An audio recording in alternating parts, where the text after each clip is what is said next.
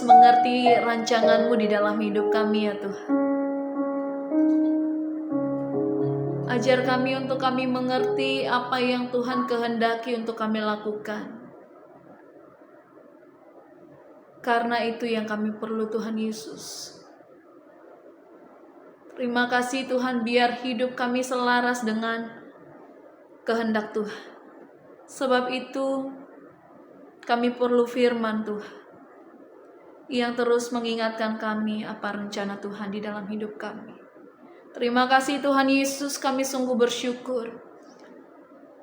Hari ini kami boleh kembali mendengarkan firman-Mu. Biar lewat firman-Mu ini kami semakin hari diperbaharui. Terima kasih Bapa.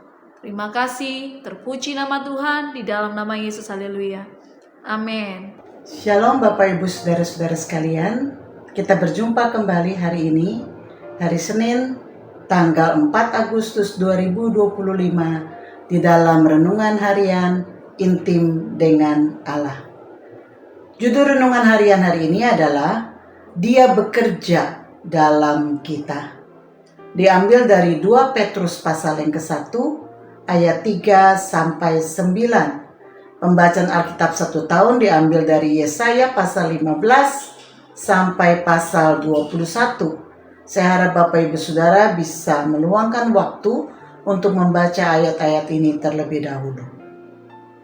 Saya akan baca dari 2 Petrus 1 ayat 3 sampai 7. Karena kuasa ilahinya telah menganugerahkan kepada kita segala sesuatu yang berguna untuk hidup yang saleh oleh pengenalan kita akan Dia, yang telah memanggil kita oleh kuasa-Nya yang mulia dan ajaib.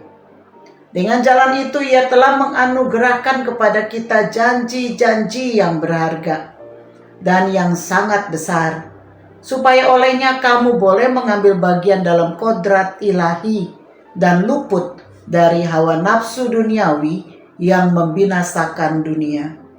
Justru karena itu kamu harus dengan sungguh-sungguh berusaha untuk menambahkan kepada imanmu kebajikan, dan kepada kebajikan pengetahuan, dan kepada pengetahuan penguasaan diri, kepada penguasaan diri ketekunan, dan kepada ketekunan kesalehan, dan kepada kesalehan kasih akan saudara-saudara, dan kepada kasih akan saudara-saudara kasih akan semua orang.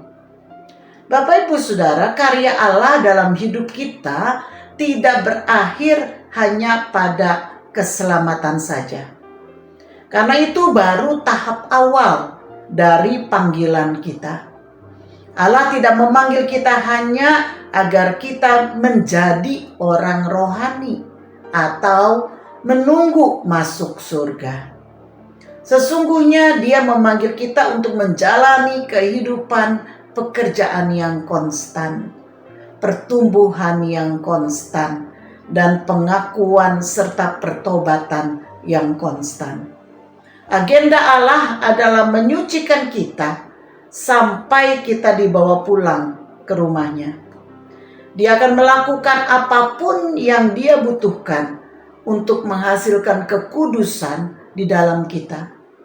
Ayat 3 mengatakan karena kuasa ilahinya Dia telah menganugerahkan kepada kita segala sesuatu yang berguna untuk hidup yang saleh oleh pengenalan kita akan Dia yang telah memanggil kita oleh kuasa-Nya yang mulia dan ajaib. Bahwa Ia akan memberikan kepada kita segala sesuatu yang berguna untuk hidup yang saleh. Maksudnya adalah Dia sendiri berinisiatif untuk memperlengkapi kita dengan segala sesuatu agar kita bisa hidup sesuai dengan kekudusan-Nya. Dia sendiri akan menuntun kita kepada pertumbuhan yang konstan sampai kita mencapai kesempurnaan yang dikehendaki Allah. Ini berbicara tentang proses panjang yang akan berlangsung selama kita hidup di dunia. Dari ayat 5 sampai ayat 7 kita diingatkan bahwa perjalanan kehidupan kerohanian kita itu harus bertumbuh dan semakin disempurnakan. Iman adalah langkah awal dari perjalanan kerohanian kita, dan ini pun adalah kasih karunia dari Allah jika kita beriman. Tapi selanjutnya orang percaya tidak berhenti sampai memiliki iman saja. Ada beberapa hal yang harus kita miliki setelah iman kita, dan ini semua harus diusahakan dengan kesungguhan hati. Artinya, dengan setengah hati, hal-hal ini tidak akan tercapai. Hal-hal apakah yang dimaksudkan ini? Hal-hal apa sajakah itu? Yang pertama, saudara, kebajikan. Bahasa asli dari kebajikan pada ayat ini adalah arete, yang berarti suatu kebaikan, sifat jantan, keberanian.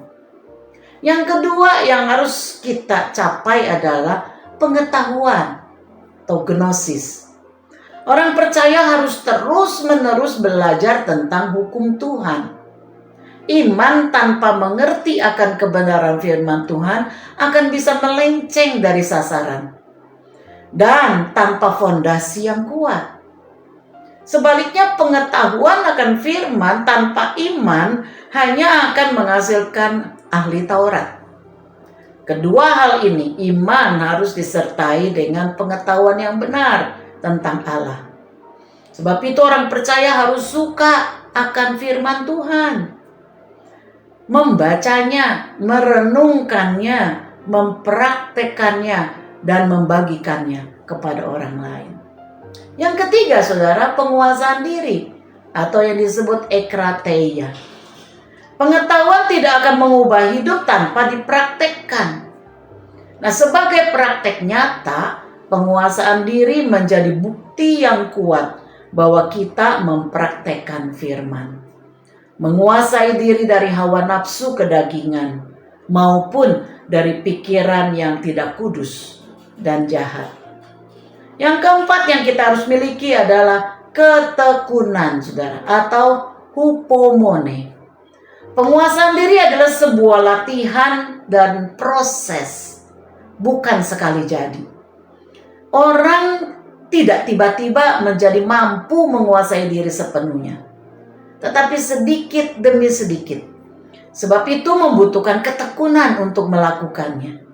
Seperti seorang petinju yang dengan tekun setiap hari memukul sangsak sampai dia siap menghadapi lawan yang setara.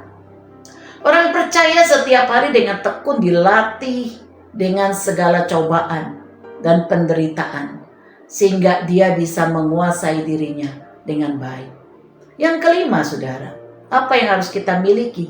Kesalehan atau eusebeia. Kesalehan akan timbul dengan sendirinya ketika kita memiliki ketekunan. Kesalehan akan membuat orang percaya bisa menanggung aniaya dengan sabar dan tekun.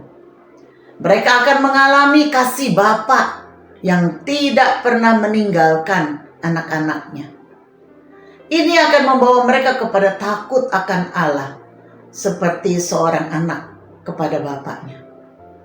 Yang keenam, saudara, yang harus dimiliki adalah kasih akan saudara-saudara, phileo. Sebagai sesama orang percaya, kita bisa saling mengasihi sebagai satu tubuh. Yang kuat membantu yang lemah, yang lebih mengisi yang kurang. Yang ketujuh, saudara, apa yang harus kita miliki adalah kasih akan semua orang atau agape. Inilah karakter yang serupa Kristus, yakni mengasihi tanpa syarat. Inilah target dalam kita yang tertulis dalam Efesus 4 ayat 13. Sampai kita semua telah mencapai kesatuan iman dan pengetahuan yang benar tentang anak Allah, kedewasaan penuh dan tingkat pertumbuhan yang sesuai dengan kepenuhan Kristus. Mari kita terus bertumbuh di dalam Tuhan. Mari kita berdoa. Terima kasih Tuhan, karena panggilan-Mu itu sempurna. Engkau tidak saja memanggil kami untuk diselamatkan, tetapi itu adalah merupakan langkah pertama kami memasuki suatu dimensi kehidupan yang baru. Kami mau bertumbuh setiap waktu. Kami mau bertumbuh ya Tuhan di dalam kebajikan. Kami mau bertumbuh di dalam pengetahuan akan Tuhan. Kami mau bertumbuh Tuhan di dalam kesalehan. Kami mau bertumbuh di dalam penguasaan diri. Kami mau bertumbuh di dalam ketekunan. Kami mau bertumbuh di dalam kasih kepada saudara-saudara. Dan selanjutnya kasih kepada semua orang. Pimpin kami Tuhan, melalui setiap peristiwa dalam hidup kami. Membawa kami kepada pertumbuhan yang dikehendaki oleh Tuhan. Sampai kami semua mencapai pertumbuhan yang sempurna sama seperti Kristus. Terima kasih ya Tuhan. Di dalam nama Yesus kami berdoa. Haleluya. Amin. Kiranya Tuhan memberkati kita semua. Shalom.